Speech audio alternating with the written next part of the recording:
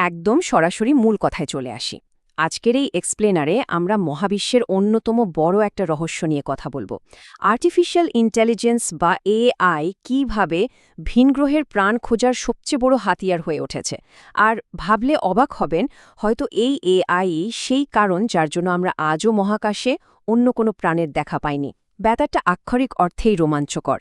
একদিকে প্রযুক্তি আমাদের মহাকাশের অনেক গভীরে দেখার সুযোগ দিচ্ছে, অন্যদিকে আমাদের নিজেদের অস্তিত্ব নিয়ে একটা বিশাল প্রশ্নবোধক চিহ্ন তৈরি করে দিচ্ছে।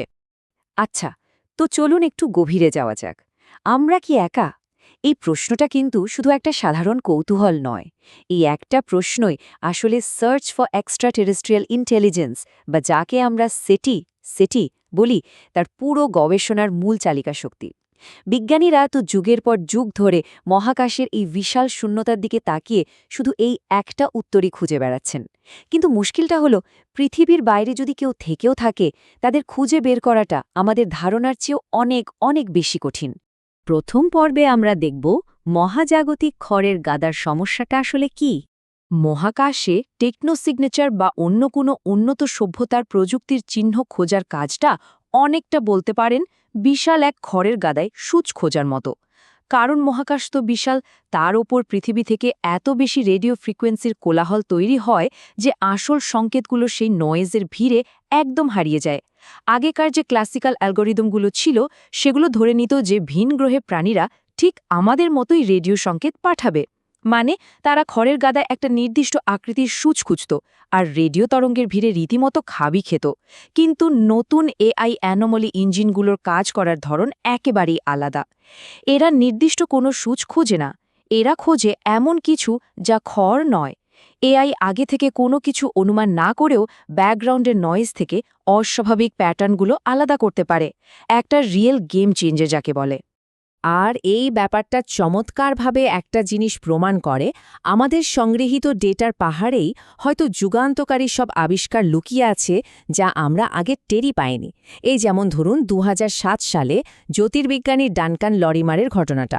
তিনি ২০০১ সালের রেকর্ড করা একটা প্রচণ্ড শক্তিশালী ফাস্ট রেডিও বার্স্ট বা এফআরবি খুঁজে পেলেন, যেটা বছরের পর বছর ধরে আর্কাইভ করা ডেটার মধ্যেই সবার চোখের সামনে লুকিয়েছিল। এর মানে দাঁড়াচ্ছে, মহাজাগতিক অস্বাভাবিকতার প্রমাণ হয়তো ইতিমধ্যেই আমাদের ডেটাবেসে পড়ে আছে, শুধু সঠিক টুল না থাকায় আমরা সেটা ধরতে পারছি না। এখন আপনাদের মনে হতে পারে, বিজ্ঞানীরা কেন ডেটাগুলো নিজেরাই চেক করে দেখেন না? উত্তরটা লুকিয়ে আছে এই সংখ্যাটায়, ৮৬। অ্যালেন টেলিস্কোপ অ্যারের মতো অত্যাধুনিক যন্ত্রগুলোতে প্রতি সেকেন্ডে ৮৬ গিগাবিট ডেটা এসে জমা হয়। জাস্ট ভাবুন একবার, এত বিপুল পরিমাণ ডেটা মানুষের পক্ষে ম্যানুয়ালি যাচাই করা আক্ষরিক অর্থেই অসম্ভব। আর ঠিক এই জায়গাতেই আমাদের এআই এর সাহায্য ছাড়া আর কোনো উপায় নেই। তো এবার দ্বিতীয় অংশে আমরা দেখব কিভাবে এই অনুসন্ধানে এআই যুক্ত হচ্ছে। এখন সবচেয়ে ইন্টারেস্টিং ব্যাপার হল, মহাজাগতিক কোলাহলের এই পাহাড় থেকে আসল সংকেত বের করতে আধুনিক মেশিন লার্নিং মডেলগুলোকে দারুণভাবে কাজে লাগানো হচ্ছে। আন্ডারগ্র্যাজুয়েট গবেষক পিটার মায়ের তৈরি করা এই ডিপ লার্নিং আর্কিটেকচারটার দিকে তাকালেই বুঝবেন। একে বলা হয় বিটা কনভলিউশনাল ভ্যারিয়েশনাল অটো এনকোডার। নামটা একটু খটমটে হলেও এর কাজটা কিন্তু দারুণ। এটি নিজে থেকেই বুঝতে পারে কোন সিগন্যালগুলো ফালতু আর কোনগুলোর মধ্যে আসলেই কোনো অ্যানোমলি বা ভিন্নতা আছে। এই মডেলটা জটিল ডেটার ভেতর থেকে এমন সব প্যাটার্ন শনাক্ত করে যা হয়তো কোনোদিন কোড লিখে ম্যানুয়ালি বের করা সম্ভব হতো না। এআই ঠিক এভাবেই স্পেকট্রোগ্রামের ভিজুয়াল স্নিপেটগুলো অত্যন্ত নিখুঁতভাবে মূল্যায়ন করে। এই বিশৃঙ্খল ব্যাকগ্রাউন্ড নয়েজের মধ্যে এআই মূলত ন্যারো ব্যান্ড এবং ডপলার ড্রিফটিং রেডিও সিগন্যালগুলো খুঁজে বের করার চেষ্টা করে। ব্যাপারটা অনেকটা ঘোর অন্ধকারের মধ্যে খুব সূক্ষ্ম একটা আলোর রেখা খুঁজে বের করার মতো। আর সবচেয়ে চমকপ্রদ বিষয়টা কি জানেন? এর অকল্পনীয় স্পিড। এনভিডিয়ার হোলোস্ক্যান প্ল্যাটফর্মে চলা এই নতুন এআই পাইপলাইনটি আমাদের বর্তমান পদ্ধতির চেয়ে ৬০০ গুণ বেশি দ্রুত কাজ করে। শুধু তাই নয়, এটা রিয়েল টাইমের চেয়েও ১৬০ গুণ বেশি গতিতে ডেটা প্রসেস করতে পারে। মানে বছরের পর বছর ধরে জমে থাকা ডেটা এখন জাস্ট চোখের পলকে বিশ্লেষণ করা সম্ভব হচ্ছে। সত্যি অবিশ্বাস্য। শুধু স্পিড না, এআই কিন্তু চরম নিখুঁতও বটে। খেয়াল করে দেখুন, এটি আগের তুলনায় নির্ভুলতা 7% বাড়িয়েছে, আর ফলস পজিটিভ বা ভুল সংকেত ধরার হার এক ধাক্কায় 10 গুণ কমিয়ে এনেছে। আগে জ্যোতির্বিজ্ঞানীদের প্রচুর মূল্যবান সময় নষ্ট হতো এই ফলস পজিটিভগুলোর পেছনে ছুটে। এআই সে পুরনো ডিসপারশন বাধার অবসান ঘটিয়ে গবেষণার কাজকে অনেক বেশি স্মুথ আর নিখুঁত করে তুলেছে। তবে মেশিন লার্নিংয়ের এই ম্যাজিক শুধু রেডিও সিগন্যালই আটকে নেই। ভৌত পাথরের নমুনায় আধুনিক এবং প্রাচীন বায়োসিগনেচার বা জীবনের চিহ্ন শনাক্ত করতেও অ্যালগরিদম ব্যবহার করা হচ্ছে। আর এর অ্যাকুরেসি রেট শুনলে অবাক হবেন, প্রায় 90%। বোঝাই যাচ্ছে মহাকাশে প্রাণের সন্ধানে এআই কতটা শক্তিশালী আর বহুমুখী একটা টুল হয়ে উঠেছে। তৃতীয় অংশে আমরা দেখব কোলাহলের মাঝে এই সূচ খুঁজে পাওয়ার আসল ফলাফল। এতক্ষণ তো শুধু থিওরি আর প্রযুক্তির কথা বললাম, চলুন এবার দেখে বাস্তবে এর রেজাল্ট কেমন। গ্রিন ব্যাংক টেলিস্কোপ দিয়ে 820টি তারা পর্যবেক্ষণ করে 480 ঘন্টার ডেটা পাওয়া গিয়েছিল। এই বিশাল ডেটার উপর যখন আমাদের অ্যাডভান্সড এআই চালানো হলো, তখন কি ঘটল জানেন?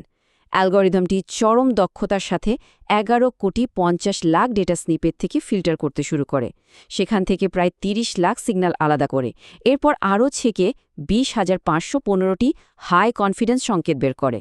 আর সবশেষে এই বিশাল ডেটার পাহাড় থেকে মাত্র 8টি সংকেত পাওয়া যায়, যেগুলো সত্যি খুব প্রমিজিং আর আগে কখনো ধরা পড়েনি।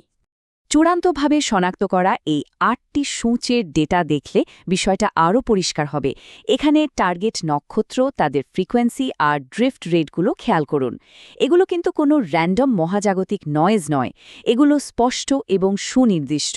যদিও এগুলোর সত্যতা এখনও শতভাগ নিশ্চিত করা যায়নি, তবে এই বিশাল নয়েজের ভেতর থেকে এআই এর মাধ্যমে অন্তত এই 8টি সিগন্যাল পর্যন্ত পৌঁছানোটাও জ্যোতির্বিজ্ঞানে একটা বিশাল বিশাল মাইলফলক।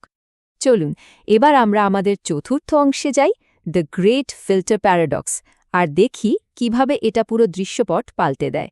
একটু আগে আমরা যে এআই প্রযুক্তি নিয়ে এত উচ্ছ্বাস দেখালাম, ভিন গ্রহের সভ্যতার খোঁজ করছি যেটা দিয়ে, সেই একই প্রযুক্তি হয়তো আমাদের বলে দিতে পারে মহাকাশ কেন এত নীরব। বিজ্ঞানী মাইকেল গ্যারেটের একটা বিখ্যাত হাইপোথেসিস আছে যাকে বলা হয় দ্য গ্রেট ফিল্টার।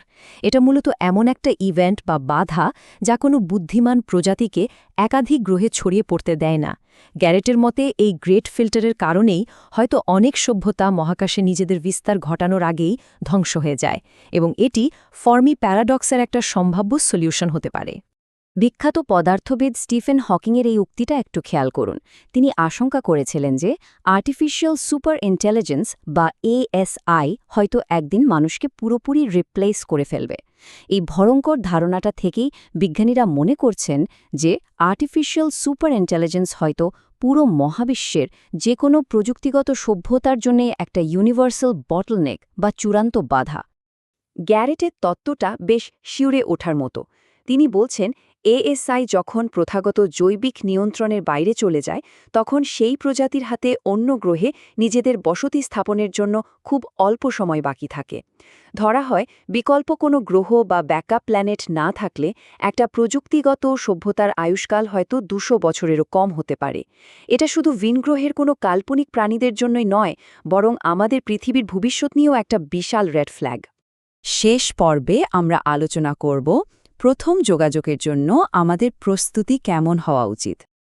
এখন এই চরম বাস্তবতার সামনে দাঁড়িয়ে একটা প্রশ্ন তো আসেই, যদি সত্যি কোনো সংকেত পাওয়া যায় অথবা আমাদের নিজেদের তৈরি এআই যদি আমাদেরই অস্তিত্বের সংকট হয়ে দাঁড়ায়, তবে মানবজাতি কিভাবে এই বিশাল ঝুঁকিগুলো সামলাবে? গবেষকরা কিছু সুনির্দিষ্ট পদক্ষেপের কথা বলছেন। 1. খুব দ্রুত একটা বৈশ্বিক এআই নিয়ন্ত্রক কাঠামো বা ফ্রেমওয়ার্ক তৈরি করতে হবে। 2. মহাকাশ ভ্রমণের প্রযুক্তিকে আরও ফাস্ট করতে হবে। এবং 3.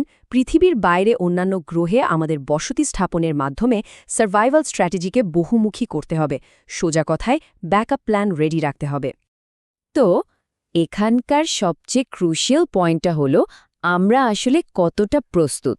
ইউনিভার্সিটি অফ সেন্ট অ্যান্ড্রিউজের সেটি পোস্ট ডিটেকশন হাব একটা লাইভ ডিটেকশন ইভেন্ট বা সংকেত পাওয়ার পর কি করতে হবে তার 6টি ধাপ নির্ধারণ করেছে।